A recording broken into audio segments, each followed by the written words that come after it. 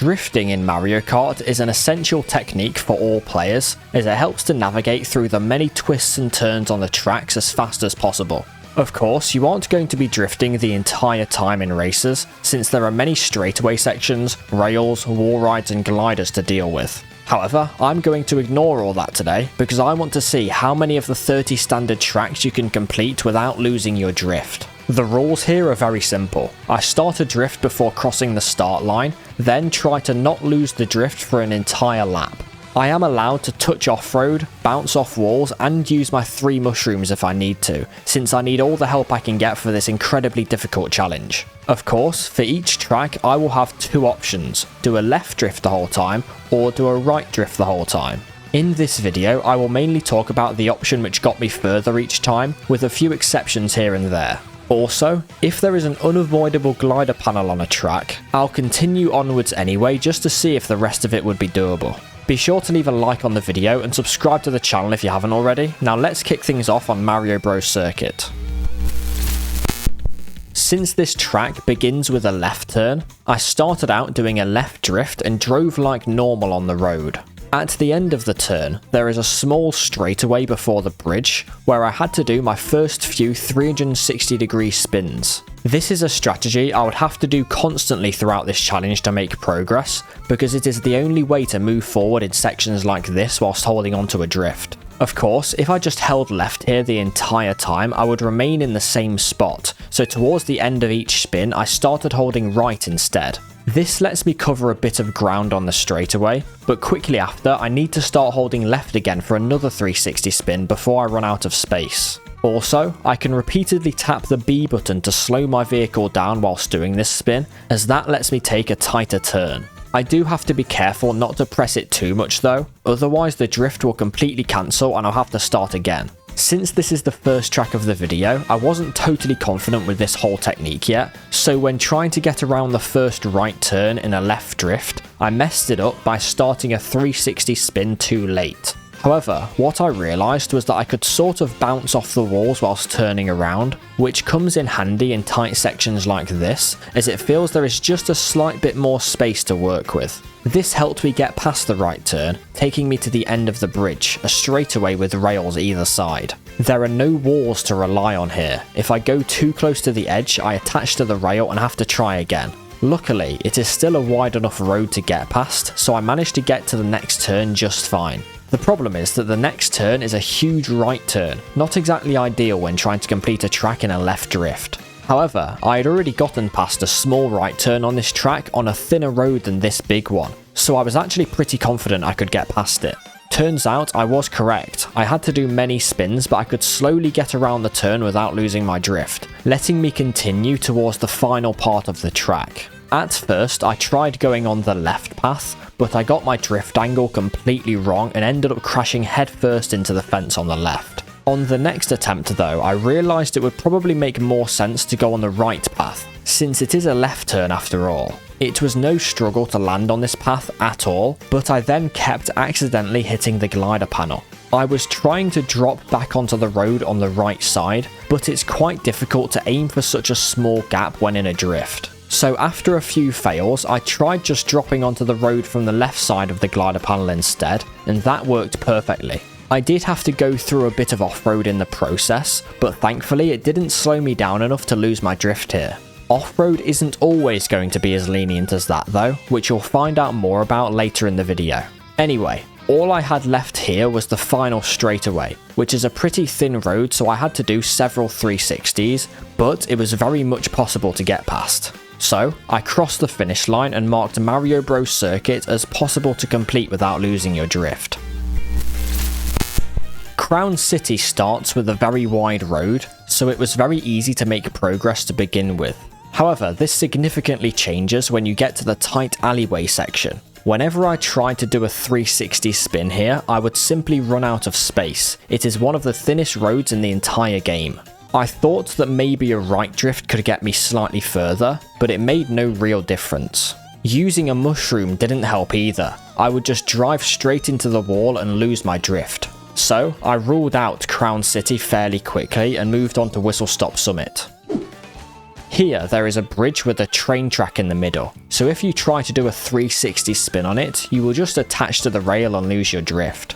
You can technically avoid attaching if you're perpendicular enough, but there is nowhere near enough space on the bridge to survive with that. Turns out though, I couldn't even reach the bridge anyway. After the first 2 turns, my drift kept getting cancelled when I went over the small ledge before the bridge, so I basically had absolutely no chance of completing this track.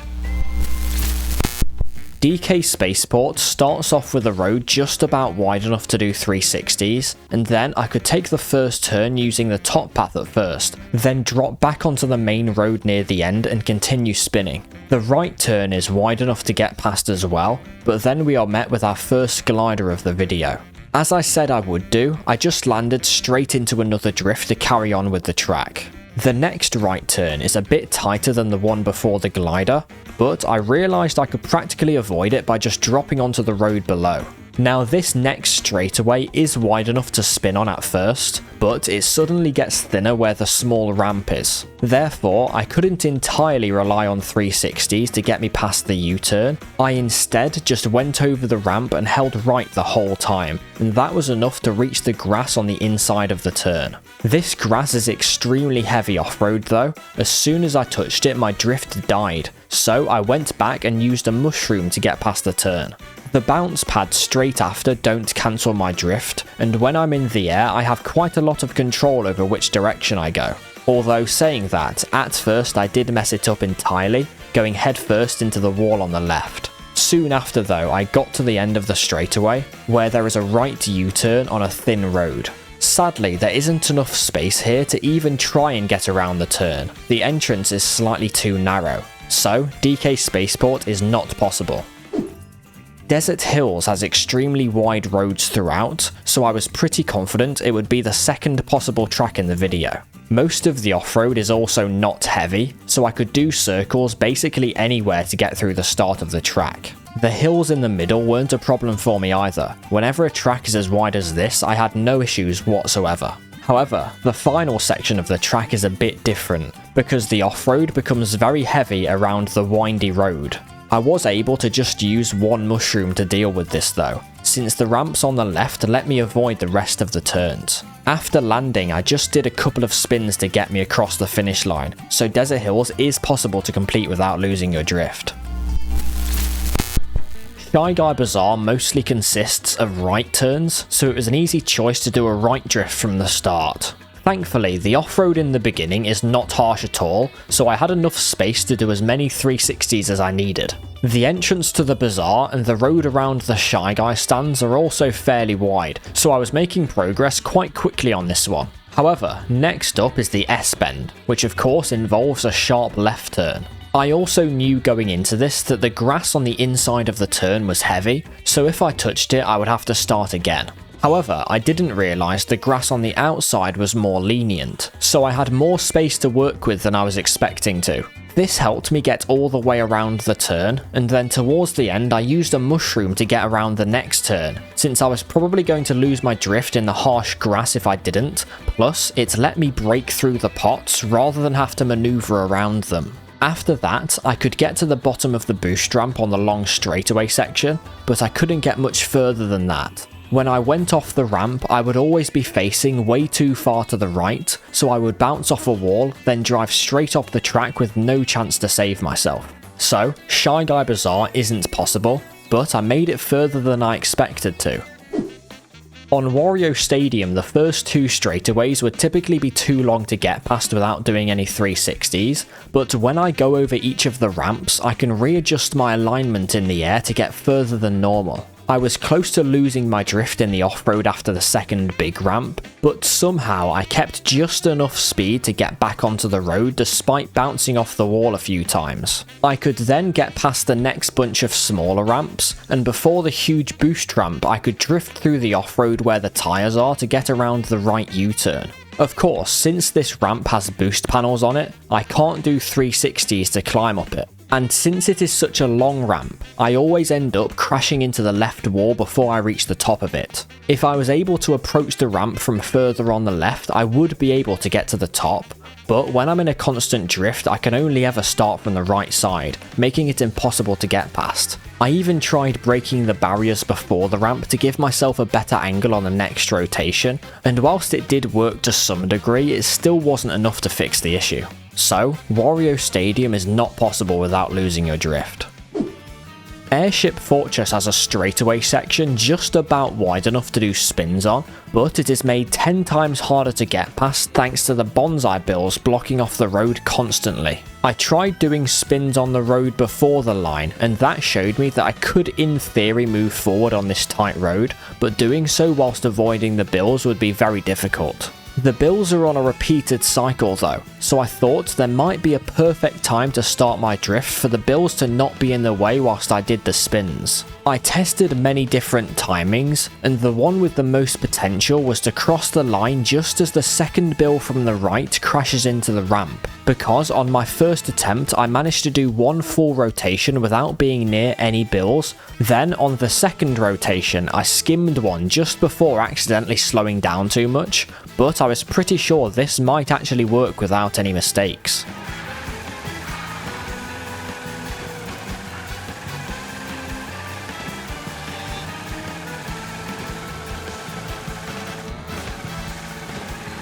I did it. The start of Airship Fortress is possible despite the bills trying their best to prevent it. Afterwards I was greeted with a tight turn to the right, which I thought would be very tricky but still possible. However, I didn't realise that the road is actually even thinner here than before, so I couldn't turn tight enough to avoid hitting the walls. As a result, the reward for making the really difficult first straightaway possible was an immediate impossible right turn, ruling Airship Fortress out of the video.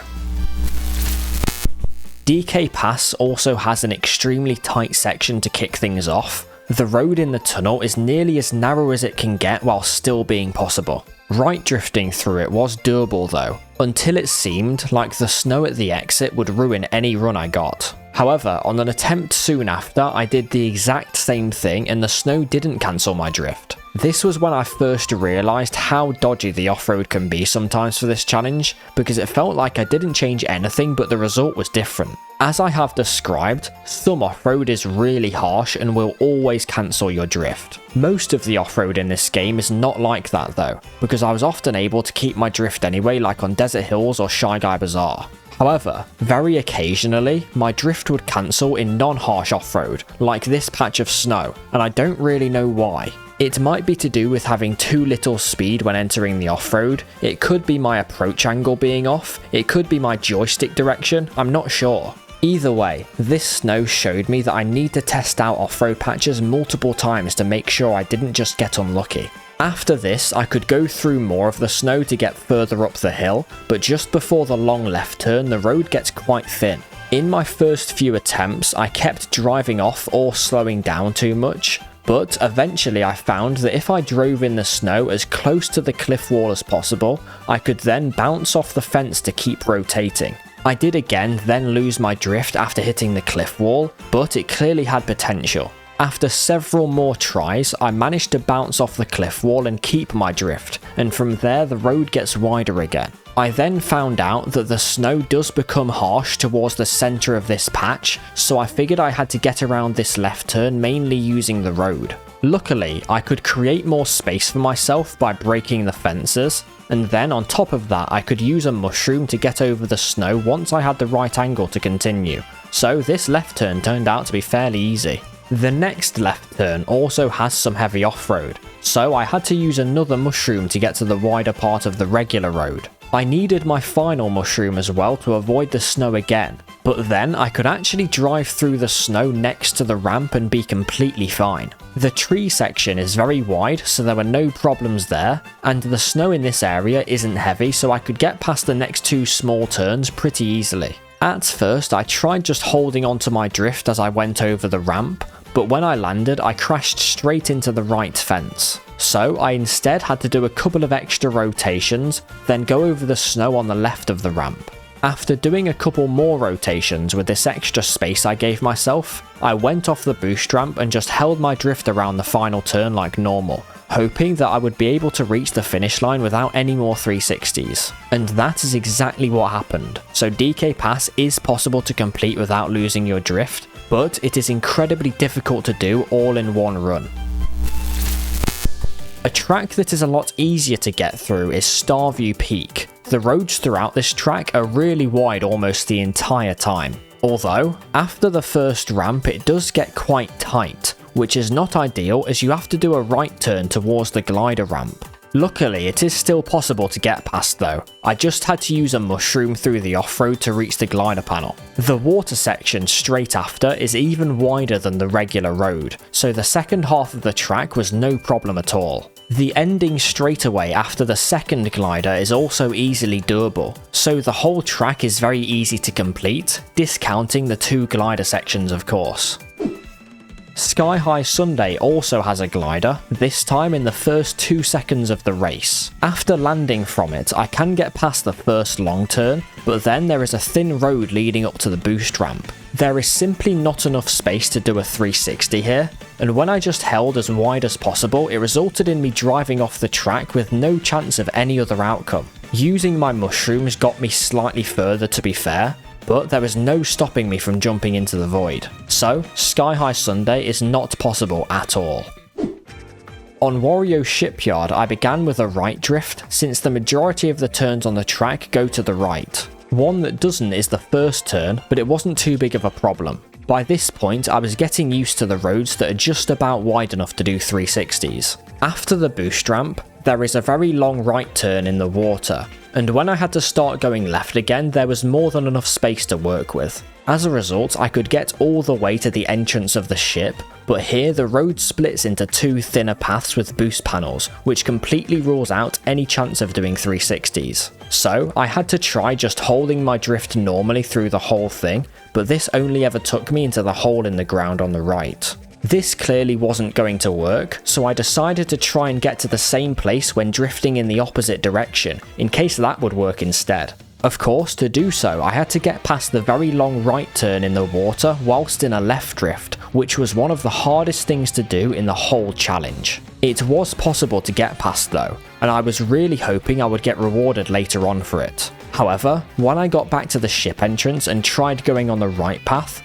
I once again couldn't make any progress as I just drove straight into the fence on the left and lost my drift. So, either way I couldn't get past this section, making Wario Shipyard impossible to complete.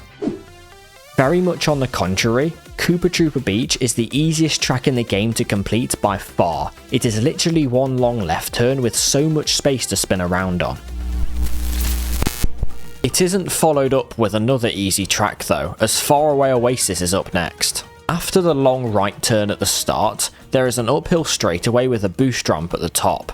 I can reach this boost ramp, and since the jump is so big, I realised I would definitely be able to fix my alignment to land on the road below. The problem is, if I landed on the right side of the road, I would immediately attach to the rail in the middle, and there isn't enough space to continue spinning if I didn't. The only way I thought might work would be to land on the left side of the rail, but I couldn't quite swerve far enough in the air when I went off the ramp. However, I realised that if I drove into the side of the ramp, I would get sent much further to the left, which was enough to completely avoid the middle rail, and then do a 360 after the downhill to carry on with the track. The next left turn is extremely tight, but I did manage to get down to the ground below after many spins. I had to use a mushroom after I landed to avoid going too slowly, but then I quickly got back to doing 360s in the water. Soon after, I took the upper left path to give myself a better alignment for the left turn in the water, which was quite a painful part of the track to get past.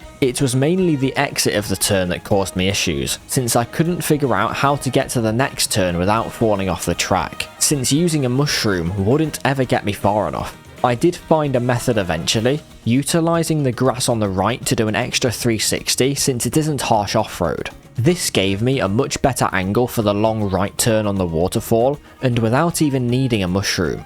The ending of the track has a sharp U-turn to the left, but the road is more than wide enough to get around it in a right drift anyway. So I made it across the finish line and marked Faraway Oasis as possible in a single drift.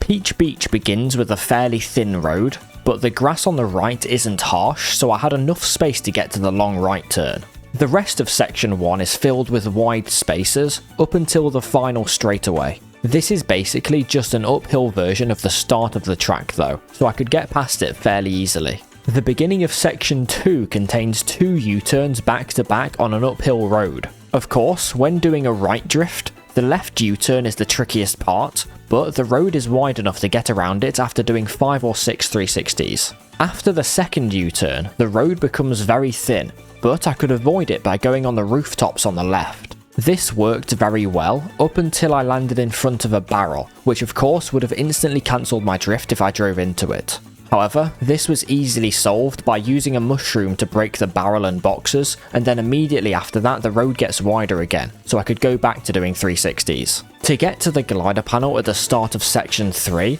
I took a wide line up the 2 ramps, avoiding the rail in the middle. Of course, this glider is mandatory, so I had to just carry on after landing on the ground. Going on the left side let me drive onto the sand and then the water without any issues, which of course is a very wide area. This meant I could get through nearly the entirety of section 3 extremely easily. Finally, the very end of section 3 is the exact same as the end of section 1, so I could cross the line without much trouble. So, Peach Beach is possible to complete outside of the glider on section 3.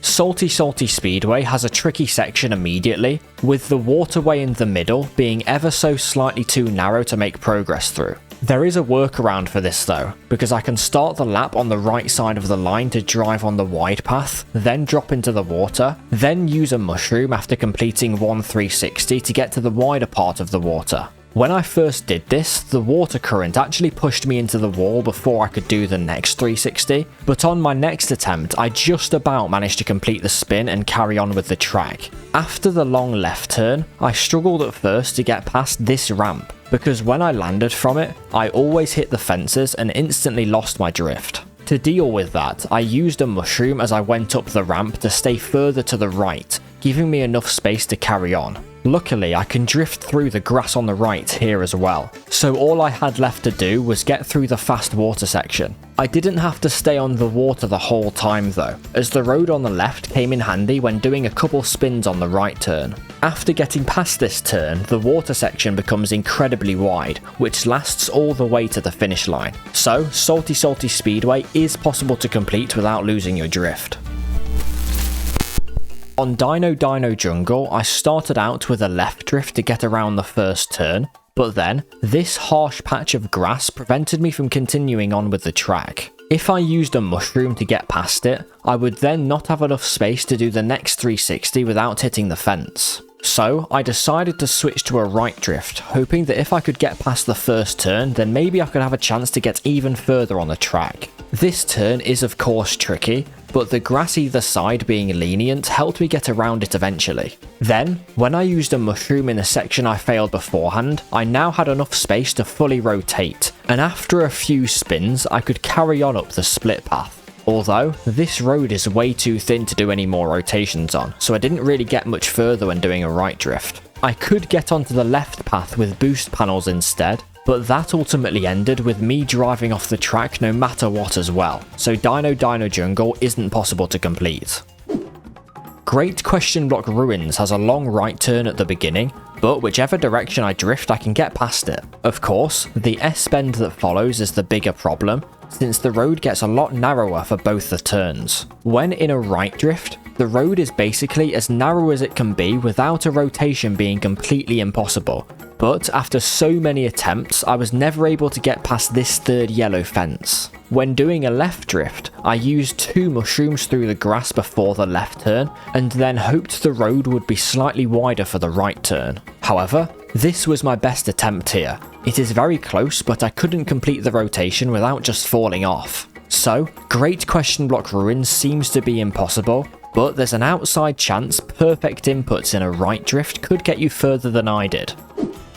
On Cheep Cheep Falls, I could get to the start of the bridge in a left drift quite easily, but I did then have to use a mushroom to get past the next turn since the bridge itself is fairly narrow. I could then drift around the long left turn like normal, continuing into the water section. The right turn here is the problem, since the off-road gets harsh towards the centre of it, and the water is so annoying to deal with. On every attempt, halfway around the turn I would get too much airtime from the small bump in the water, which would constantly cancel my drift. I thought I could work around this by using a mushroom through the off-road and carrying on with 360s after that, but whenever I tried that, my drift would cancel as soon as my mushroom boost did. Eventually I figured out that if I used my mushroom as I hit the small bump in the water, my drift wouldn't cancel when I landed and I could just carry on with the track. That took me way too long to figure out, so I was glad the rest of the track didn't cause me any trouble. The final turn is very wide, so I made it to the finish line fairly easily, showing that Cheep Falls is possible to complete without losing your drift. Dandelion Depths has a narrow bridge at the very start with fences either side, and when doing a left drift I could not make it to the end without driving straight into the fence, even when I used my mushrooms. When doing a right drift, the bridge becomes possible, although literally straight after I couldn't do a 360 spin without falling off the track. So, Dandelion Depths can be quickly ruled out. Boo Cinema has a bit more potential though. When doing a right drift I could get to this section after using one mushroom, and then the road here is practically as narrow as the start of Airship Fortress was, making it just about possible to get a bit further. The fences on the left turn straight after do get in the way though. I could break the first one just fine, but the second one made the road a slight bit too narrow to get past. In a left drift, the downhill road was really hard to do 360s on, but I did manage to make it all the way after several attempts. I could then get past the turn I got stuck at before by using a mushroom, which leads me to this straightaway with fences on either side. At first, I thought using a mushroom through the fences to reach the boost ramp might work, but when I got there I ended up jumping straight into the void, nowhere near the road at all. Sadly, I wasn't able to do a regular 360 on this road either. The fences would always cancel my drift on the way back around, so ultimately Boo Cinema isn't possible to complete. On Bones Burnout, the first few turns were quite tricky to figure out, but I did come up with something eventually. After the first turn, I did one more 360 before the split path, then used all three of my mushrooms to go over the lava on the left, as that was the only way I could find to make it to the uphill right turn. I did fall off the track straight after on my first time doing this, but soon afterwards I made it the whole way up. I did try to stay on the top path here by holding fully to the left as I went over the ramps, but the distance was too far for me to survive the whole way. So I instead dropped onto the bottom path early so I had time to do some rotations, which got me to the glider panel. Ideally I would want to be on the top path here so I can try skipping the glider panel, but to be fair, since I already used my mushrooms I would end up drowning in the lava anyway. When I landed on the other side, I was glad to find out that nearly all of the off-road isn't harsh, so I could maneuver my way through without losing my drift, even having to avoid the two rails that lead to the top path in the process. However, the off-road does become harsh on the inside of the left turn, which made it much harder than I was hoping to get past. I had to make as much space for myself as possible here, constantly doing 360s until I was sure the alignment would be perfect to get to the next turn. It did work out in the end, although somehow after doing that really difficult turn, I then just drove straight into the lava. I'm simply just too good at the game. Of course, on my next attempt I avoided that, and since this patch of off-road on the final straightaway is lenient, I could do one final 360 and then cross the finish line. So, Bones Burnout is possible outside of the glider in the middle. The road on Mumu Meadows is very wide and the off-road isn't harsh for nearly the whole thing, so I could make it really far without having to deal with any tight sections. The only part of the track that I failed was the final turn, because the grass cancelled my drift as I was trying to fix my alignment to complete the final straightaway. Of course, I easily dealt with that on a second attempt, and since the road remains wide enough to spin around on, I could get across the finish line, completing Mumu Meadows without losing my drift. On Choco Mountain, a left drift was the much better option, but getting past the first two turns was quite tough. I got very close to touching the chocolate a couple of times, but I did manage to squeeze by thanks to the off-road once again being very lenient. When I got to the boost ramp, I had to use a mushroom in order to keep my drift over the chocolate as I landed, then I had to use another one after the tunnel to get past the chocolate on the left. From there though, the road and off-road gets a lot wider, but I had to make sure not to run into the charging chucks or the chocolate boulders. Unfortunately, the road suddenly gets very thin on the uphill turn towards the end, so I couldn't complete a rotation without falling off the track. As a result, Choco Mountain isn't possible to complete. Toad's Factory has an interesting straightaway at the start, because the Travelators combined with the Crushers make it much more complex to get past than any other normal straightaway.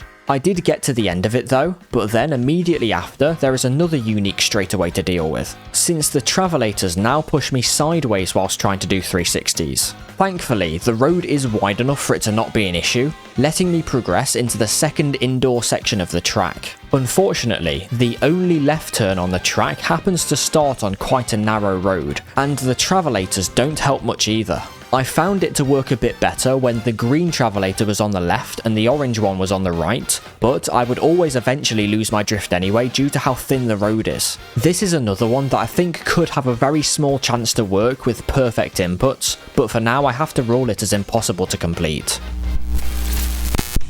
On Bowser's Castle, I couldn't get through the split path tunnel at the start by doing normal 360 spins, so I instead had to enter the tunnel on the right, turn around, use a mushroom to keep my speed, then drift around the left path like normal. At the end of the split path, doing the exact same thing worked, so I already made it further than I was expecting on this track. The road after that is much wider, so doing the left turn in a right drift was pretty easy to do. As a result, I could reach the cannon glider, then land into another right drift to get around the long turn that follows in the high speed section. After that though, there is a left U-turn surrounded by lava on a very thin road. You can probably guess what the outcome is here. I don't have enough space to complete a full rotation without falling off the track or burning alive. This ramp being a hidden boost panel makes it even harder to complete than it normally would be. I just can't slow down in time at all. So, Bowser's Castle is not possible to complete in a single drift. Acorn Heights is up next, and this is one of the least eventful tracks in the video. Basically, you can only get around the first turn with a left drift, then the road is too tight for a 360 to be possible. With the right drift, I can't even get past the first turn, so Acorn Heights can be quickly ruled out from this video. Mario Circuit has 3 sections of constant road surrounded by off-road I can drift in, so most of it was very easy to drive through. The off-road at the start of section 2 is blocked off by signs and tyres, but the road is still wide enough to complete a full rotation. The first patch of heavy off-road I had to deal with is in the U-turn before the boost ramp, but the road remains wide enough to get around it with 3 or 4 spins. I could then drift straight over the ramp and land on the boost panels, letting me complete section 2. From there, any fails I had on section 3 were just the off-road being a bit random, but nothing was actually difficult to get past here. The tightest turn on the track is a left U-turn, so choosing to do a left drift from the start paid off nicely there. After hitting the final boost panel on the track, I crossed the finish line, making the whole of Mario Circuit possible. On Peach Stadium, pretty much every turn goes to the right, so it was no surprise when I was making easy progress with the right drift to begin with. The road is really wide most of the time as well. However, there is one small part I did not expect to be such a big problem. After the second boost ramp, there is a very slight left turn just before the third boost ramp, and it just so happens that the road suddenly gets really narrow here. As a result, I couldn't do any more 360s without falling off, stopping me dead in my tracks. The thing is though, I could switch to a left drift to get rid of this problem, and since the rest of the track is so wide, I thought it would be completable anyway. However, I now couldn't get past the small right turn before the first boost ramp. The width of the track would normally be fine here, but in order to get past it, I have to use my brakes a lot and I have to make use of the grass either side of the road. This grass is fine to drift in normally, but since I have to slow down so much on the road to complete a full 360, I then don't have enough speed to keep my drift in the grass, so it kept getting cancelled every single time I tried to do a full rotation here. So all in all, I somehow couldn't find a way to make Peach Stadium work in one drift. Finally, we have Rainbow Road, the longest track in the game. Now for this one, a right drift doesn't get me far at all, since this part of the road is too thin to do a 360 on. When in a left drift though, I can do 360s on the turn just beforehand, then, when I have the perfect alignment, I can use a mushroom to get past this part of the road. The rest of the road before the first glider is all possible to get past, but it did take me many attempts since there is not much wiggle room at all. Eventually I got to the glider though with the help of the boost panel right before it, and then thankfully the road gets a lot wider for a bit. Although it is a high speed section, so I had to brake even more than usual to slow myself down enough for the spins. The next interesting part to talk about is the split path. To get onto the right road, I first had to go all the way around the boost panel, since that gave me the angle I needed to take the next turn. The road here gets very thin, so I had many attempts at turning around that ended with me falling off the track or slowing down too much. I managed to make it work by using a mushroom to get to a slightly wider part of the road, and then I basically cut it as close as possible to get around. The road thankfully gets wider for the right turn that follows, so I didn't have to get quite as close to the edges to carry on making progress. Although that didn't last forever, since I was very close to falling off the track as I went around the final left turn of the split path. This did get me to the glider panel though, so section 1 is actually possible in a single drift. After the glider, the water section is extremely easy to get past, but then the split path afterwards is once again where the road reduces in width. By going on the left path at the start, then constantly rotating without ever switching to the other path, I actually got all the way to the end of section 2, but it took me so many attempts to do so. The road is just about wide enough to do 360s, but whenever I made one small mistake, I would be falling off or losing too much speed. Anyway, I crossed the line to enter section 3, hopeful that I might actually be able to complete this entire track, of course discounting the gliders. There is once again loads of space at the landing of the cannon glider, but then the next split path is an issue. The left path simply doesn't work at all, but the right path did look somewhat promising at first. I could get around half of it without too much trouble. However, the road gets thinner as you get further around the bend, so whenever I got to where the coins are, I would always fall off the track. So, this section turned out to be my ultimate downfall, ending off the video with Rainbow Road being impossible to complete in a single drift. To be fair, even if the rest of the track was drivable, I would probably run out of time. It takes 4 minutes to drive the track regularly, so doing it all in one drift could take 4 decades. So overall, if you discount glider sections, 12 out of the 30 tracks are possible to complete without losing your drift, a lot more than I was expecting going into it. I must say, this was definitely the hardest challenge I've ever done, just because tapping B over and over and over again whilst doing 360s gets very tedious and there was a lot of tight sections to deal with, so I had to do many more attempts than it seems in the video. With that said, if you enjoyed this one, then be sure to check out my other similar videos, all of which are found in this playlist. Thanks for watching.